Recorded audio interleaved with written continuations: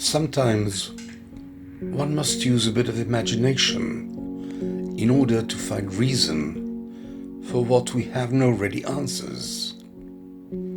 Here is an example which I hope you find interesting enough to ponder on long after you have finished this short Daiku story.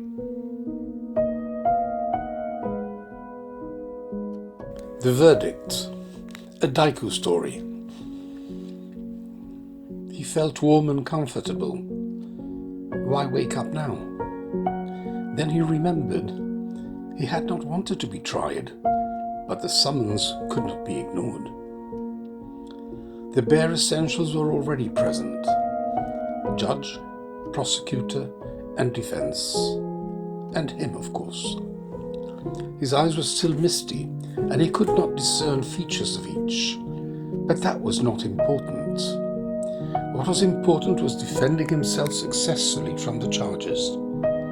He hoped his defense attorney was up to it. The charges against the accused, started off the prosecutor, include slander, libel, theft, and immorality.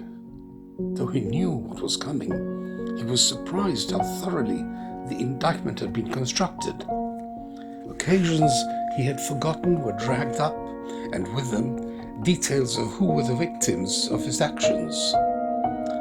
He had expected that these various thefts would have been the most serious ones, and so the first to be enumerated.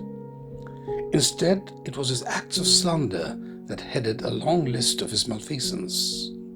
Slander, as we know, my lord, is the making a false spoken statement which ultimately damages the reputation about whom the words are spoken.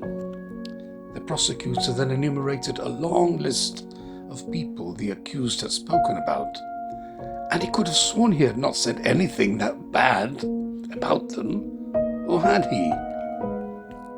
As an example, in the case of an acquaintance called Robert Pryor, the accused made a joke about the size of his ears, calling him Noddy's friend, Big Ears, as a result of which Mr. Pryor acquired such a complex that he lost out on many social activities to the point of becoming something of a lonely recluse and missing out on life to a great extent. Oh yes, he remembered now. Bobby Big Ears. But that was just a joke. True, the nickname stuck. But it was only in fun. Everybody did that anyway. My lord, altogether we have a list of 89 recorded occasions where the words of the accused caused harm and damage to people. Almost all, as he has said so himself, it was only in fun.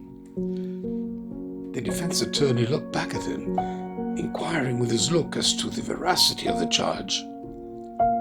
He nodded back and lowered his eyes in silent answer. My lord, the defense has no reply to that at this point in time. Chapter 2. The prosecutor rose again. We continue with the charge of libel, my lord. He did sound a bit pompous, but he seemed very sure of his case.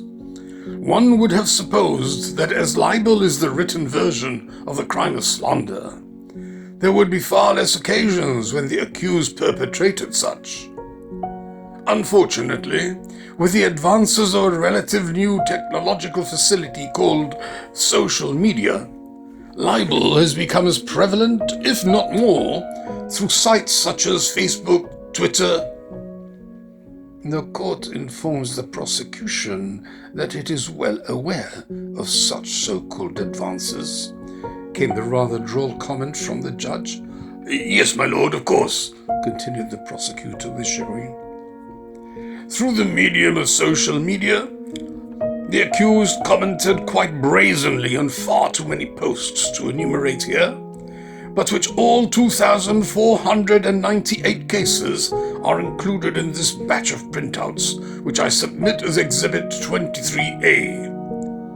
Signaling to a clerk, unseen until now, he handed over 2 red files, one for the judge, the other for the defense. The judge hefted it on his desk, opened it, and started to read through a few of the pages. Does the defense dispute the veracity of these social media posts? Asked the judge without lifting his eyes from the pages he was turning. The defense attorney did not need to read through the pages. He had already known that the posts were written, mostly but not exclusively, on Facebook. They were authentic and written by his client. He turned back to see his clients with eyes downcast, not wanting to make eye contact, not even with his own lawyer. No, my lord. The defense lawyer sat down quietly. My lord, where we, the prosecution, have found the ultimate detrimental effects of such posts to those they were in reference to, we have written a brief note at the bottom of each page. You will see that, though not as a direct effect of the posts, 3 people who were the subjects of many of the posts the accused wrote ended up as chronic depressive, and one even taking her own life. Are you now wishing to add the charge of manslaughter? No, my lord, the posts in themselves do not warrant such a charge. However, he paused for greater effect. The ripple effect of the posts written by the accused was such that their cumulative repercussions did lead to that one young lady committing suicide. Objection! The defense jumped up. If that cannot be sustained enough to bring about charge of manslaughter, my lord, it cannot be admissible to be included here either. Sustained. The prosecutor should know better than to try and slip that into my court. My apologies, my lord. Continue. Chapter 3. Now we come to the charge of theft. In the dock, he, the accused, sat upright now. What had he stolen? We start with the rather insignificant items during his primary school years. Pencils, erasers, confectionery, a particular favorite which was one branded Choco Prince, of which at the young age of 10 years he purloined a full box of 24 from the school tuck shop. Really, commented the judge, perhaps more in ridicule than in emphasis. Though this may appear paltry and insignificant, I enumerate it as part of Exhibit 24A, which catalogues acts of thievery up to and including evading tax in one way or another throughout the working life of the accused. In the dock, the accused squirmed in discomfort. He had only done what virtually everyone did. Charging for work done to be paid in cash so as not to declare it. Adding a couple of extra hours when called to do overtime, that helped to pay for summer vacations. There are cases of outright swindling, exchanging partially used items for brand new ones, claiming the returned ones were still under guarantee by altering the dates of said guarantees. The defense turned to his client again, but the latter could not meet his eyes.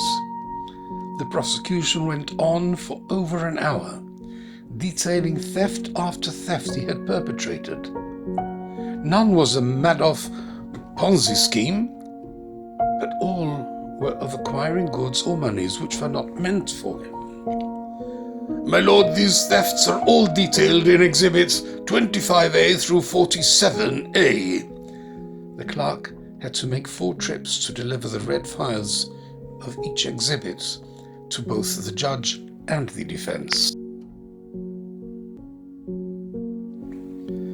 Chapter 4. And now we come to the most pernicious of all crimes of the accused, immorality. A groan escaped the accused's mouth as he heard the words.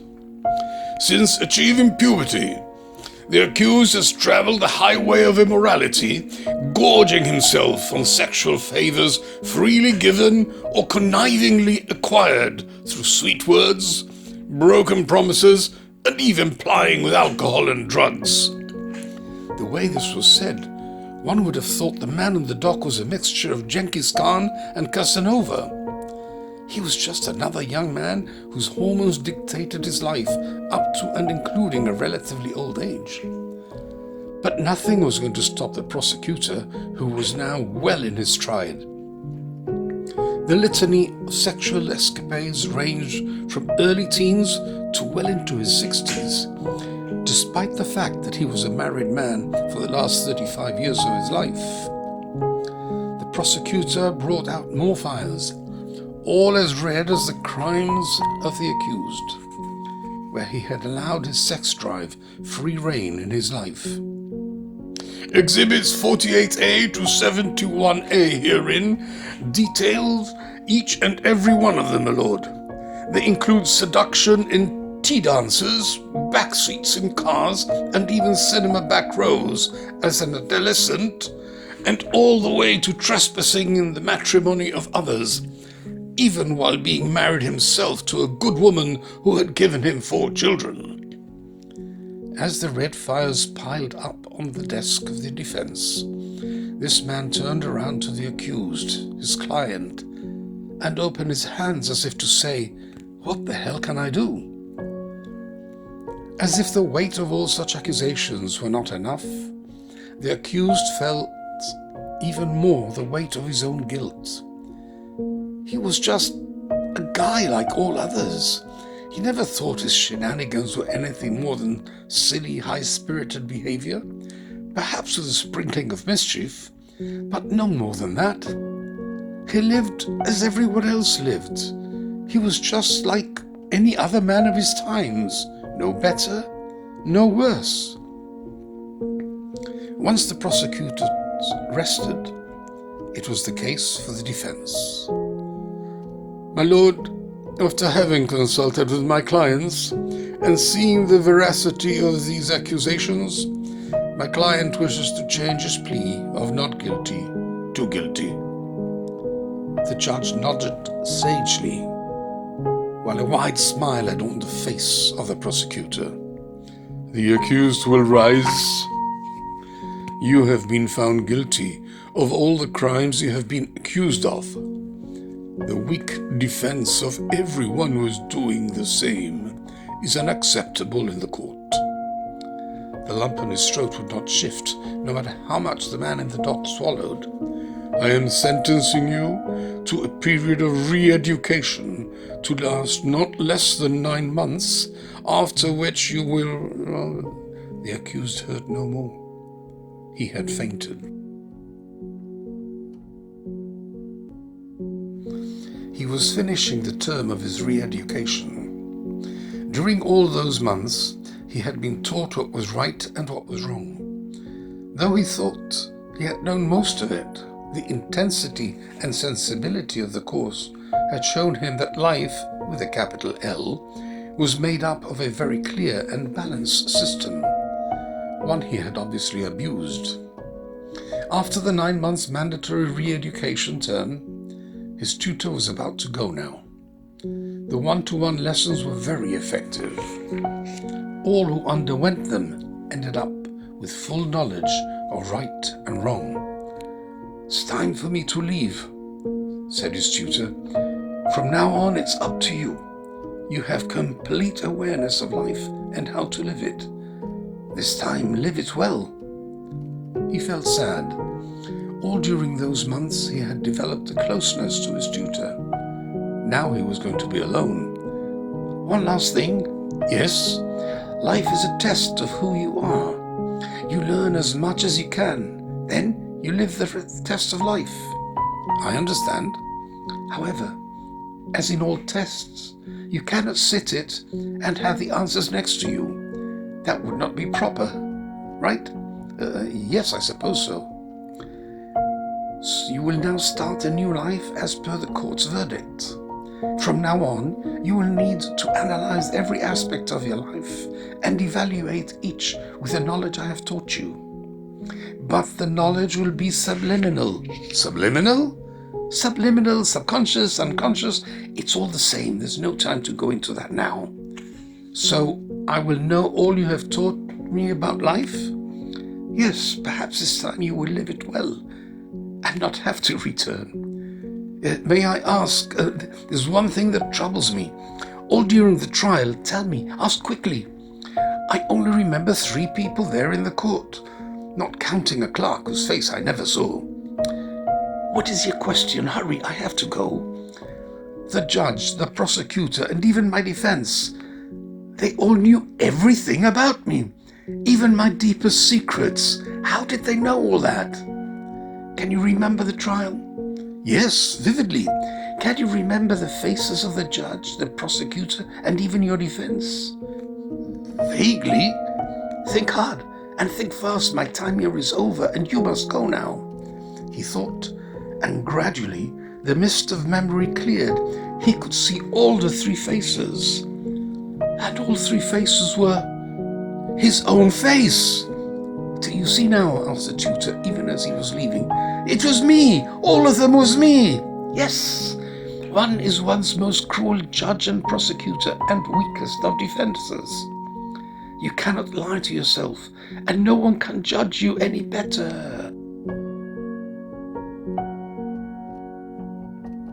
Epilogue. And with that, the tutor reached out and tapped his upper lip, just under his nose, firmly. It left a dent, a philtrum which would be with the man forever. In an instant, 2 things happened.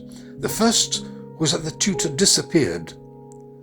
The second was he was being pushed, squeezed out of the warm comfort zone he had been living in during these past months. With a whoosh, his body was extruded out. It was cold. He was naked, and he knew he had forgotten all he had learned. So he cried. He cried loud and long. He was upside down, then right side up. Some kind person wrapped him in a warm blanket. He was placed on the bosom of a warm but perspiring woman.